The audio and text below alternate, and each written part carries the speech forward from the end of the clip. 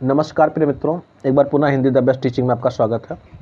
लेकर उपस्थित हुआ हूँ प्रैक्टिस सेट नंबर 10 विज्ञापन संख्या 51 सामान्य ज्ञान। आपके कितने क्वेश्चन सही जाते हैं कमेंट बॉक्स के माध्यम से ज़रूर अवगत कराइएगा। और एक रिक्वेस्ट और भी है कि इसमें करंट अफेयर्स के क्वेश्चन नहीं रखे गए हों।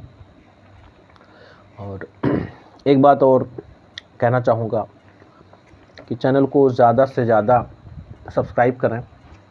और कोई मोटिवेशन है नहीं वीडियो बनाने का। अगर रियल में आप लोगों में से किसी ने यूट्यूब चैनल के बारे में जाना होगा तो आपको पता होगा कि कुछ नहीं मिलता है यहाँ से, सिर्फ और सिर्फ बकवास है। तो आइए देखते हैं पहला question. Mound of ash is related to which neolithic site, यानी राख का टीला निम्नलिखित किस नवपाषाणिक स्थल से संबंधित है। तो जो सही आंसर हो जाएगा ऑप्शन नंबर बी। और ये कर्नाटक में मैसूर के पास बेल्लारी डिस्ट्रिक्ट में स्थित है, जहाँ पे राख का टीला मिला हुआ है। आर्कियोलॉजिस्ट का मत है कि जानवरों के गोबर को इकट्ठा करके आग लगाई गई होगी, जिससे टीला बना था। दूसरा प्रश्न आपके सामने, in which language Jain Agams are written, Jain Agam किस भाषा में लिखे गए हैं। अगर आप हिंदी से तैयारी कर रहे हैं, इतिहास से तैयारी कर रहे हैं, तो बहुत ही आसान क्वेश्चन है आपके लिए। तो सही आंसर हो जाएगा बी प्राकृत। और जैनियों में जो जैन धर्म के संस्थापक हैं उनका नाम आपको याद होना चाहिए, भगवान ऋषभदेव। और जो सबसे महत्वपूर्ण तीर्थंकर हुए हैं वो 24वें नंबर के थे, Mahavir Swami ji. Question number 3, who among the following had formed Turkaniya Chihalgami, यानी निम्नलिखित में से किसने तुर्कानिय चिहलगानी का गठन किया था। आपको बता दें कि इसमें 40 वफादार गुलाम अमीरों को का एक जो है दल गठन किया गया था, इसी से बना हुआ था ये। तो सही आंसर हो जाएगा ऑप्शन नंबर बी। इल्तुतमिश ने इसको बनाया था। और ये भी आपको याद रखना है कि इसका अंत जो है सुल्तान बलबन ने किया हुआ था।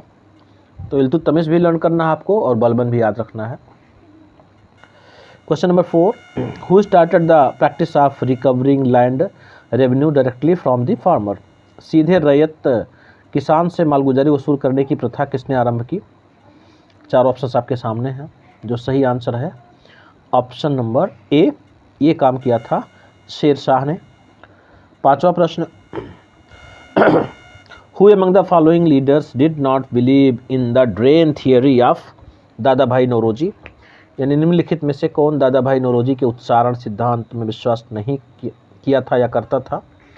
तो 5वें का 4 ऑप्शंस में से सही आंसर हो जाएगा डी, सर सैयद अहमद खान। क्योंकि आपको पता है कि सर सैयद अहमद खान मुस्लिम समाज के विकास के लिए भारत में अंग्रेज़ों की सत्ता के बने रहने में विश्वास करते थे। Question number 6, in which had region Kol revolt occurred in 1831, 1831 के कोल विद्रोह किस क्षेत्र में हुआ था। गुजरात, बंगाल, राजपूताना और छोटा नागपुर। सही आंसर हो जाएगा ऑप्शन नंबर डी, छोटा नागपुर। यह भी आप याद रखें कि 1831 के टाइम पे हुआ था, जिसमें 3 लोगों का नाम बहुत ही फेमस हुआ था, सिगराय, सुरगा और बुद्धू भगत। 7वां question, who among the following were called Bombay triumvirate, यानी निम्नलिखित में से किन्हें बम्बई त्रिमूर्ति के नाम से जाना जाता है। 7वें का जो सही आंसर हो जाएगा option number C, Mehta Telang Tyabji. 8वां क्वेश्चन आपके सामने, the highest peak of Indian peninsula is, यानी भारतीय प्रायद्वीप की सबसे ऊंची चोटी है। 4 क्वेश्चन आपके सामने हैं। उटकमंड, अनाईमुडी, दुदा बेटा, महाबलेश्वर।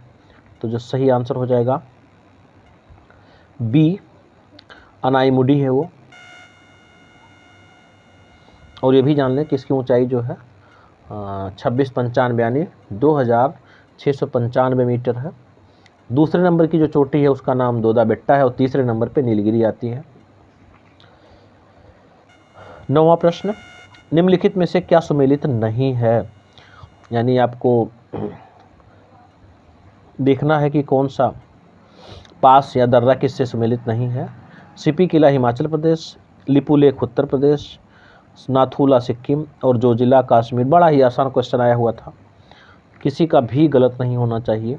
जो सही आंसर हो जाएगा बी। जो लिपुलेख दर्रा है वो उत्तराखंड में है, उत्तर प्रदेश में नहीं है। 10वां प्रश्न, अर्थ इज लोकेटेड, पृथ्वी स्थित है यानी किन दो प्लैनेट के बीच में स्थित है, ये आपको बताना है। तो चारों ऑप्शन आपके सामने हैं। जो सही आंसर हो जाएगा option number A, between Venus and Mars, यानी शुक्र और मंगल के मध्य में स्थित है। आइए देखते हैं प्रश्न संख्या 11। The idea of India being a welfare state is found in, Bharat के कल्याणकारी राज्य होने का विचार पाया जाता है। ऑप्शन ए कह रहा प्रियम्बल ऑफ द कॉन्स्टिट्यूशन यानी संविधान की प्रस्तावना में, बी फंडामेंटल राइट्स यानी मौलिक अधिकारों में, सी डायरेक्टिव प्रिंसिपल्स यानी राज्य के नीति निर्देशक तत्वों में, डी कह रहा ए और सी बोथ। तो सही आंसर हो जाएगा option number D, A and C both. The question number 12 before you, on recommendation of which of the following fundamental duty is inducted in Indian constitution of India. निम्नलिखित में किसकी संस्तुति पर भारतीय संविधान में मूल कर्तव्य शामिल किया गया था। चारों ऑप्शंस आपके सामने, बलवंत राय मेहता कमेटी, आर्यंगर कमेटी, स्वर्ण सिंह समिति, अशोक मेहता समिति। तो जो 12वें का सही आंसर हो जाएगा ऑप्शन नंबर सी, स्वर्ण सिंह समिति। आइए देखते हैं question number 13 before you. According to doctor B R Ambedkar, which of the following articles of the Indian constitution was to remain a dead letter. Doctor B R Ambedkar के अनुसार भारतीय संविधान की कौन सी धारा डेड लेटर यानी मृत प्राय रहनी थी। तो इसका जो सही आंसर हो जाएगा ऑप्शन नंबर बी, आर्टिकल 356 यानी धारा 356। 14वां क्वेश्चन आपके सामने, in which part of the Indian constitution has the provision for panchayat been made. हमारे संविधान के किस भाग में 352 में पंचायत बनाने की परिकल्पना की गई है। तो ऑप्शन ए कह रहा पार्ट 9, पार्ट 10, पार्ट 11 और पार्ट 12। तो सही आंसर हो जाएगा ऑप्शन नंबर ए। और जो 3 सोपान है उनका भी नाम आपको याद होना चाहिए, ग्राम पंचायत, क्षेत्र पंचायत और जिला पंचायत। देखते हैं question number 15। The committee which has recommended abolition of tax rebates under section 88 of the income tax act of India is. भारतीय आयकर अधिनियम की धारा 88 में उपलब्ध आयकर छूट को समाप्त करने की सिफारिश निम्नलिखित में से किस समिति ने की है। तो इसका जो सही आंसर हो जाएगा बी, यानी केलकर कमेटी द्वारा। देखते हैं question number 16। The objective of differentiated rates was to provide concessional loan for. विभेदीकृत ब्याज योजना का उद्देश्य रियायती ऋण प्रदान करना था। तो जो 16वें का आंसर हो जाएगा ऑप्शन नंबर ए सही है इसका, यानी समाज के कमजोर वर्ग के लिए था ये। 17वां प्रश्न देखते हैं, what was a guilt based market mean, यानी गिल्ट आधारित बाजार के मायने क्या हैं। 17 का जो सही आंसर हो जाएगा ऑप्शन नंबर बी हो जाएगा, यानी मार्केट ऑफ गवर्नमेंट सिक्योरिटी, यानी सरकारी प्रतिभूतियों का बाजार। 18 number question, which of the following state had experience negative growth of population in 2011, यानी निम्नलिखित राज्यों में से किस में 2011 में जनसंख्या में ऋणात्मक वृद्धि अंकित की गई थी। तो चारों ऑप्शंस आपके सामने हैं। सही आंसर हो जाएगा नागालैंड। यहाँ पे जो वृद्धि दर थी उस समय -0.6 थी, यानी ये घटते हुए क्रम में थी। आइए देखते हैं question number 19। Which of the following is the smallest bone in the human body. निम्नलिखित में से कौन सा मानव शरीर की सबसे छोटी हड्डी है। Vomer, stapes, malleus, incus. जो सही आंसर हो जाएगा इसका ऑप्शन नंबर बी, यानी कान के अंदर पाई जाने वाली स्टेपीज नामक हड्डी कान सबसे छोटी हड्डी होती है। 20 नंबर प्रश्न, ओजोन लेयर प्रोटेक्ट फ्रॉम, यानी ओजोन परत रक्षा करती है ultraviolet rays, acid rain, meteorites, none of these. तो सही आंसर हो जाएगा option number A, ultraviolet rays, यानी पराबैंगनी किरणें। बहुत ही आसान क्वेश्चन था ये आपके लिए। 21 नंबर प्रश्न देखते हैं कि which is the longest canal of Uttar Pradesh, यानी उत्तर प्रदेश की सबसे लंबी नहर क्या है। घाघरा नहर, केन नहर, निचली गंगा नहर, शारदा नहर। आंसर हो जाएगा ऑप्शन नंबर डी, शारदा नहर। तो question number 22 before you, internal and external factors that affects message reception by the students in the classroom are referred to as, यानी कक्षा में विद्यार्थियों द्वारा संदेश ग्रहण पर प्रतिकूल प्रभाव डालने वाले आंतरिक एवं बाह्य कारकों को क्या कहा जाता है। ऑप्शन ए कह रहा फीडबैक यानी प्रतिपुष्टि, बी फ्रेगमेंटेशन यानी विखंडन, और चैनलाइजेशन यानी प्रवहण, और नॉइज यानी शोर। तो सही आंसर हो जाएगा ऑप्शन नंबर डी, शोर। कक्षा में विद्यार्थियों द्वारा संदेश ग्रहण करने की प्रक्रिया में जो सबसे ज़्यादा बाधा होती है वो किससे होती है, शोर मचाने से होती है। तो ऑप्शन नंबर डी इसका सही है। आइए देखते हैं क्वेश्चन नंबर 23 यानी 23वां number, which of the following organisations deal with capacity building programme और एजुकेशनल प्लानिंग। तो NCERT, UGC, NAAC और न्यूपा। निम्नलिखित में से कौन सा संगठन शैक्षणिक योजना में क्षमता निर्माण कार्यक्रम से संबंध रखता है। तो चारों ऑप्शंस में से जो सही आंसर हो जाएगा ऑप्शन नंबर डी, NUEPA। इसका जो पूरा नाम है हिंदी में अगर कहें हम तो राष्ट्रीय शैक्षिक योजना एवं प्रशासन विश्वविद्यालय, और अगर इसको इंग्लिश में कहें तो हो जाएगा national university of educational planning and administration. पहले यूनेस्को से संबंधित था और अब एक स्वायत्तशासी संस्था हो गई है। आइए देखते हैं 24 नंबर प्रश्न, which of the following is a की बिहेवियर इन इफेक्टिव टीचिंग, यानी निम्नलिखित में से कौन सा प्रभावी शिक्षण में प्रमुख व्यवहार है। Option A using student ideas and contribution, यानी विद्यार्थी के विचारों में अवदान का अनुप्रयोग, बी स्ट्रक्चरिंग यानी संरचना, सी इंस्ट्रक्शनल वैरायटी यानी अनुदेशात्मक विविधता, और डी क्वेश्चनिंग यानी प्रश्न पूछना। तो जो सही आंसर है हो जाएगा ऑप्शन नंबर सी, अनुदेशनात्मक विविधता। तो question number 25, sampling cases means, यानी सैम्पलिंग केसेस का आशय है। तो सैम्पलिंग यूजिंग सैम्पलिंग फ्रेम, यानी सैम्पलिंग में सैम्पलिंग ढांचे का प्रयोग, identifying people who are suitable for research, शोध के लिए उपयुक्त लोगों की पहचान, C literally the researcher's brief case, शब्दशः शोधार्थी का brief case, sampling of people newspaper television programme ETC, लोक समाचार पत्र टेलीविज़न कार्यक्रम इत्यादि की सैम्पलिंग। तो जो सही आंसर हो जाएगा सैम्पलिंग केसेस का मतलब क्या होता है। तो option number D, sampling of people newspaper television programme ETC।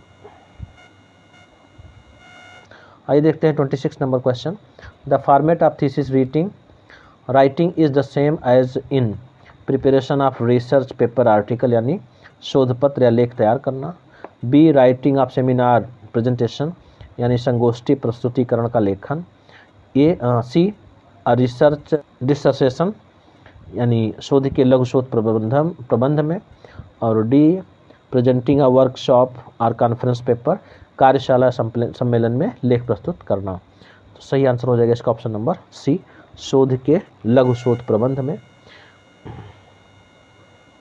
यानी रिसर्च डिसर्टेशन। आइए देखते हैं 27 नंबर प्रश्न, what is the research design.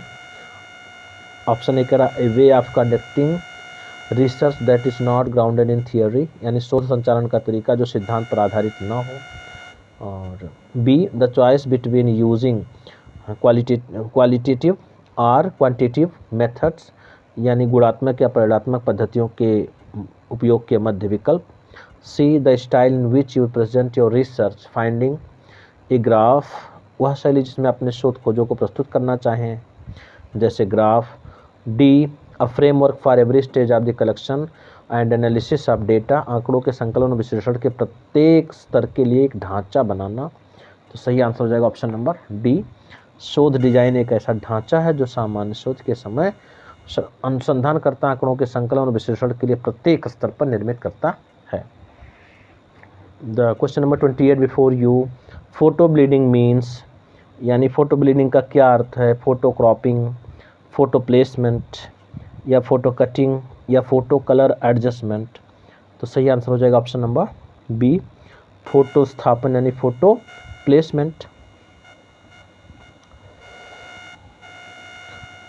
29वां प्रश्न, which of the following is not related to information security on the internet, यानी निम्न में से कौन सा इंटरनेट की सूचना सुरक्षा से संबंधित नहीं है। Data encryption, water marking, data hiding, information retrieval.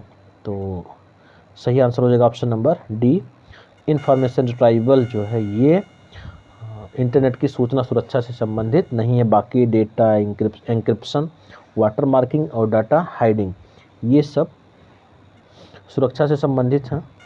आइए देखते हैं अंतिम क्वेश्चन, व्हाट इज़ ब्लॉग, यानी ब्लॉग क्या है। ऑनलाइन म्यूजिक, बी कह रहा है इंटरनेट, और सी अ पर्सनल और corporate website in the form of an online journal और अ पर्सनल और कॉर्पोरेट गूगल सर्च। तो जो सही आंसर हो जाएगा option number C, a personal या corporate website in the form of online journal. तो ये रहे मित्रों क्वेश्चन नंबर 30 और ये अंतिम क्वेश्चन था। उम्मीद है कि आप लोग चैनल को सपोर्ट ज़रूर करेंगे।